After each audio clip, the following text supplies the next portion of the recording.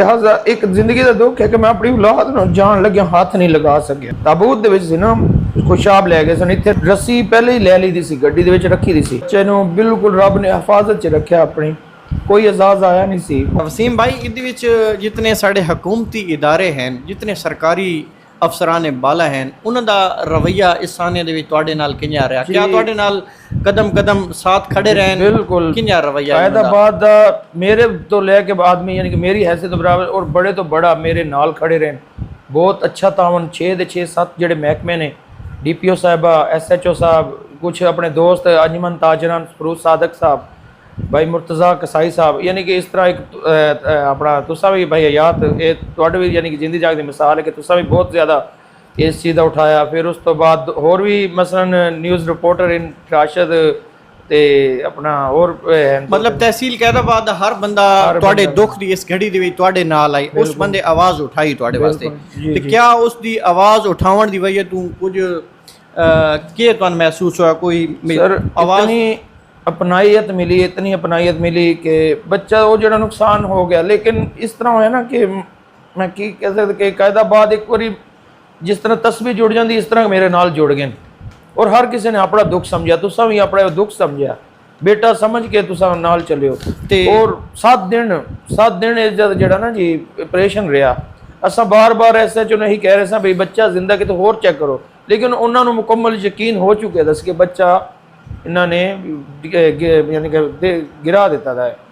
तो लिहाजा SHO एजाज साहब बहुत अच्छे इंसान ने, साढ़े नाल बहुत ताउन किया उन्होंने। और होर भी महकमे ने 1122 वाले जिस तरह है, मैं उन्होंने सलाम पेश करदा बहुत। वसीम भाई, ਜਿਹੜਾ ਕਿਡਨੈਪ ਕਰਨ ਵਾਲਾ ਮੁਜਰਮ ਹੈ ਅਦਨ ਨੂੰ, ਉਹ ਤੁਹਾਡਾ ਕੀ ਲੱਗਦਾ ਹੈ? ਰਿਸ਼ਤੇਦਾਰ ਹੈ ਜਿਨੇ ਸੁਣਨ ਲੋਕਾਂ ਦੀਆਂ ਗੱਲਾਂ ਆਉਂਦੀਆਂ ਵੀ ਤੁਹਾਡਾ ਕੋਈ ਰਿਸ਼ਤੇਦਾਰ ਹੈ, ਕਜ਼ਨ ਹੈ, ਸੁਬਹ ਸ਼ਾਮ ਤੁਹਾਡੇ ਘਰ ਉਹਦਾ ਆਉਣਾ ਵਹਿਣਾ ਹੈ, ਬੱਚਾ ਸੁਬਹ ਸ਼ਾਮ ਉਹਦੇ ਨਾਲ ਖੇਡ ਕੁੱਦ ਇਕੱਠੇ ਹੀ ਮਤਲਬ ਰਹਿੰਦਾ ਹੈ, ਤੇ ਉਹ ਤੁਹਾਡਾ ਕੋਈ ਵਾਕਈ ਰਿਸ਼ਤੇਦਾਰ ਹੈ ਜਾਂ ਨਹੀਂ? ਰਿਸ਼ਤੇਦਾਰੀ ਉਹਦੇ ਨਾਲ ਨਹੀਂ ਸੀ। ਸਾਡੀ ਇੱਕ ਕਜ਼ਨ ਹੈ, ਖਾਲਾਜ਼ਾਦ ਬਹਿਨ ਹੈ ਸਾਡੀ, ਉਹਦੇ ਮਾਮੇ ਦੇ ਘਰ ਆਈ ਨਾ, ਤੇ ਉਹਦੀ ਰੈਫਰੈਂਸ ਦੇ ਮਸਲਾ ਰਿਸ਼ਤੇਦਾਰੀ ਬਣ ਜਾਂਦੀ। ਜਿਸ ਤਰ੍ਹਾਂ ਮਸਲਨ ਇੱਕ ਸਾਡੀ ਕਜ਼ਨ ਉਧਰ ਗਈ ਹੈ, ਇਹ ਛੋਟਾ ਜਿਹਾ ਯਾਨੀ ਕਿ ਇੱਥੇ ਜੰਮਿਆ ਪਲਿਆ, ਕਦੀ ਸੋਚੇ ਨਹੀਂ ਸੀ ਵੀ ਇਤਨਾ ਬੜਾ ਨੁਕਸਾਨ ਇਹ ਕਰ ਜਾਏਗਾ। और तरह तरह के जगह जगह ते सवाल उठते हैं कि मैं इन्हों के नाल कभी कोई लफ्ज़ सुने भी मैं इन्हों नाल गलत सा नहीं। मेरा कैदाबाद इंशाल्लाह गवाही देगा कि मैं अज तक किसी का दिल नहीं दुखाया।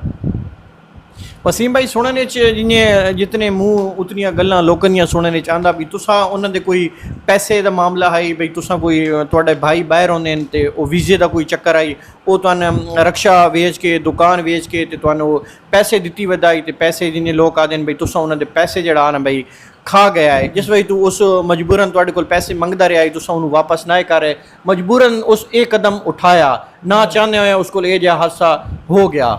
क्या ये क्या हकीकत है? नहीं, ये झूठ है।